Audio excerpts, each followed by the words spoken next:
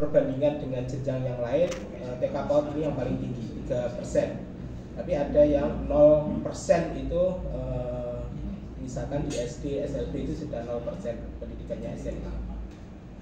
Selanjutnya ini terkait dengan kepemilikan sertifikat pendidik gitu.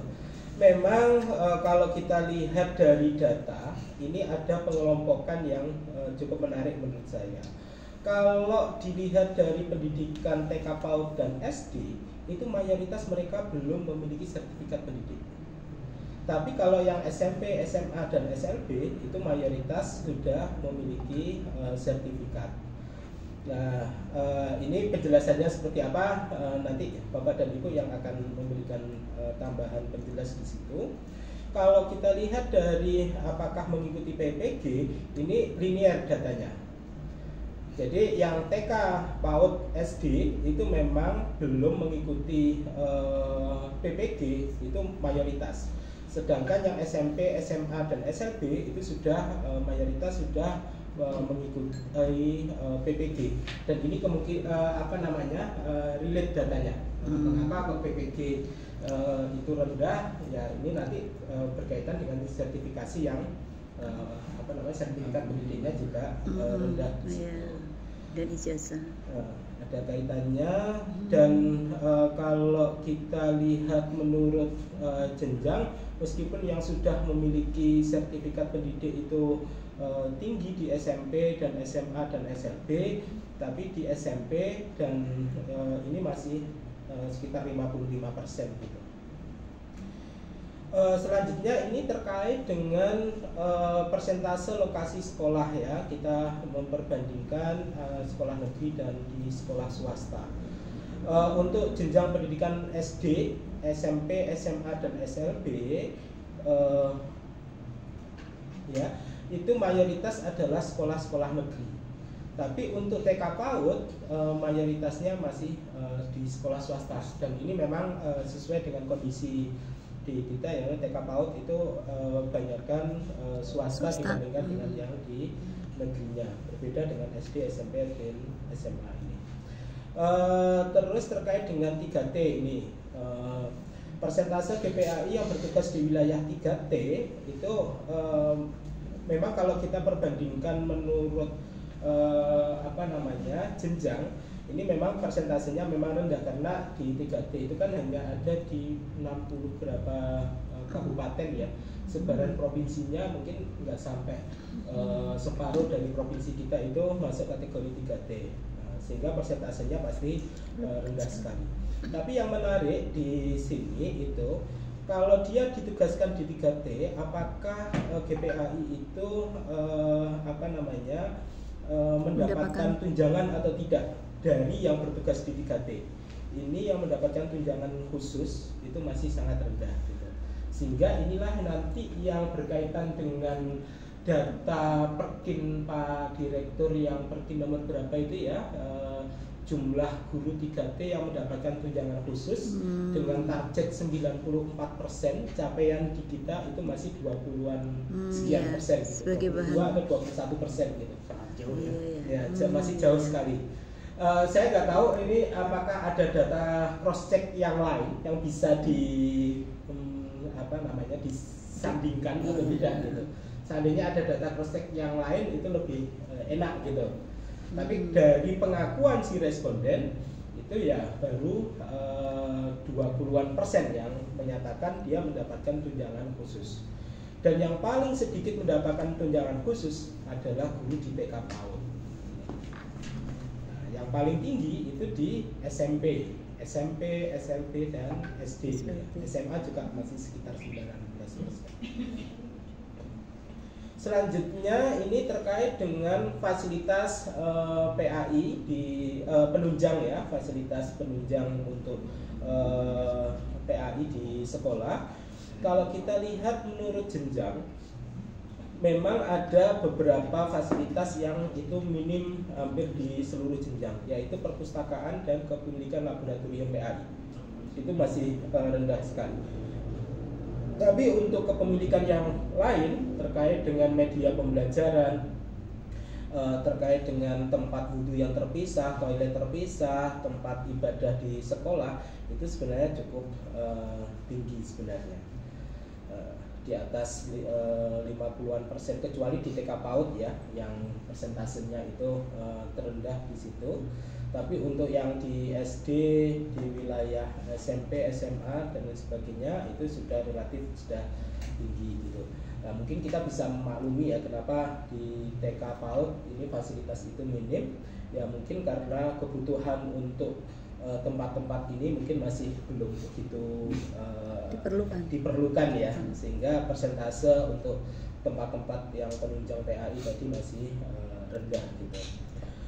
Selanjutnya ini mohon maaf ini chat detailnya masih belum saya tambahkan. Ini menurut status negeri dan swasta. Kalau kita perbandingkan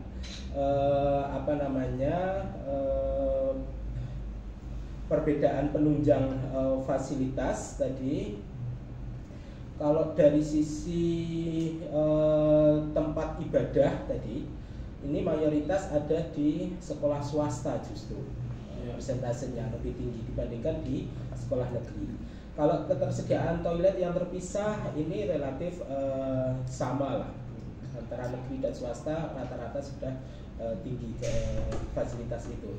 Ketersediaan tempat wudhu yang terpisah ini juga tinggi di swasta, dan ini mungkin relate dengan di ketersediaan tempat ibadah.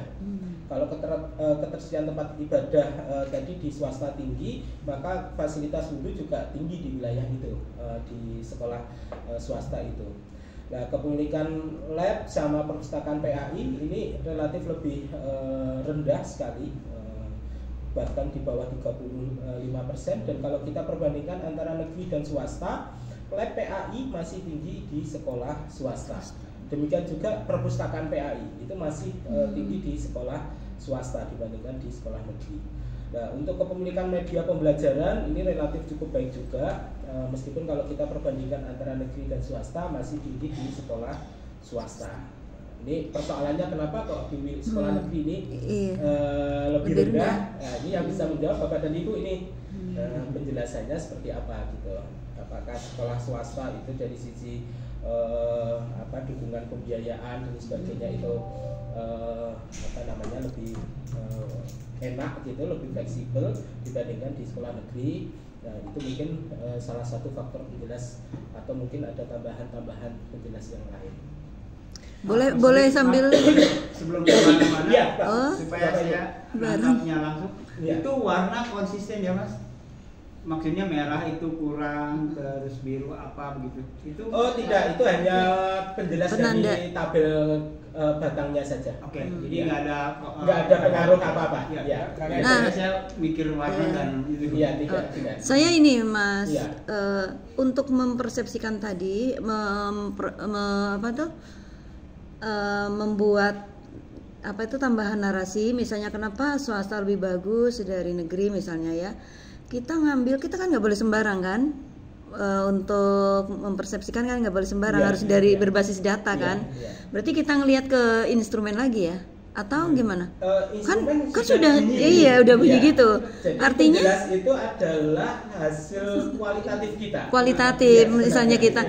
Tapi untuk saat ini kan kita mungkin tidak ada. Jadi nanti begini teman-teman bisa menyebutnya diduga. Nah, mungkin diduga ini, tapi kan itu hanya penjelas ini ya. Karena itu memang nanti di dalam ini kita harus tekankan bahwa ini adalah studi persepsi ya. Persepsi individu GPAI dan studi ini kuantitatif. Jadi kita tidak bisa menjelaskan secara why-nya. why-nya nggak bisa. Kita tidak bisa menjelaskan why-nya. Karena tidak melakukan. Kalaupun misalnya dugaan pun itu untuk bahan survei berikutnya untuk rekomendasi survei berikutnya. Iya gitu. Oke. Jadi yang penjelasan saya tadi sebelumnya tadi diduga karena dari sisi pembiayaan mungkin ya yang swasta lebih fleksibel dibandingkan yang di sekolah negeri. Negeri kan nggak ada biaya Pak. Iya betul. Kalau di swasta kenapa tinggi ya, kemungkinan dia ada peluang untuk bisa menarik iuran. Lebih kreatif Tapi lumayan kreativitas. sekolah negeri sebenarnya sudah ada ya. Toilet maksud saya aneh ya. Toilet relatif Di swasta lebih tinggi daripada di negeri. Ya sudah, mau gimana datanya Itu data ya. Iya. Kalau toilet tadi memang sama Pak, nggak ada perbedaan yang mencolok gitu. Sejauh ini Kayak- swasta yang saya lihat parah semua. Paling Ya, di lab itu di lab kalau negeri lebih Itu bisa ya. Toilet enggak negeri mana lebih bagus toilet? Toilet. 85,13 swasta 8,71. Wudhu, tempat wudhu di luar gitu ya. Kalau Ya, teman-teman tempat lihat duduk, ya, tempat ibadah. kalau teman-teman lihat secara jenjang ya, makin ke atas itu makin baik. Ya. Ketersediaan ya, ketersediaan fasilitas sekolah. Kalau lihat ya, mulai dari TK PAUD itu kan rendah banget nih. Naik ke SD sedikit mulai meningkat. soalnya di TK pipis masih pakai pampers. Nah, yang agak aneh Nggak butuh toilet. itu di mana ya? Menghemat toilet. Mana? Kayaknya oh ya itu yang SMP enggak, ini kecenderungan meningkat terus ya. Iya. Iya. Kecuali SMP ya, SMP Kecuali memang, SMP. kita agak Jadi poin mencualikan ya. pentingnya nanti itu bahwa ini TK PAUD sama SLB ini perlu mendapatkan perhatian serius. Iya. Iya. Oke, lanjut. Soal